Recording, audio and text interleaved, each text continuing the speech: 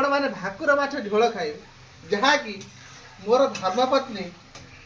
ज्योति से करने चेष्टा कर दीपक से तुमको शिखाऊ भाकुर माछ झोल जाऊँगी भाकुर माछ झोल खाई मनीष आंगुठी चाटिया दरकार ଯଦି ସେ ଝୋଳରେ ମଜା ନ ଆଇଲା ତାହେଲେ ଆଉ ସେ ମାଛର ଖାଇବା ଟେଷ୍ଟ ନାହିଁ। ହଁ ଭାକୁର ମାଛ ଝୋଳ ଖାଇସାରିଲା ପରେ ଯାହା ରିଭ୍ୟୁ ଦେବେ ନିଜକୁ ଆତ୍ମସନ୍ତୁଷ୍ଟି କରିବି ଆଉ।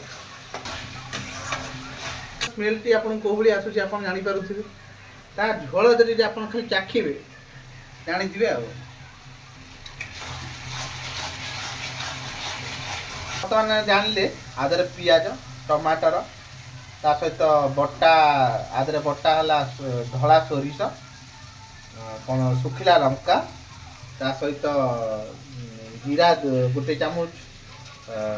ଚାମଚ ଆପଣଙ୍କର ଧନିଆ ପାଉଡର ତା ସହିତ ଅଦା ରସୁଣ 2ଟି ପିଆଜ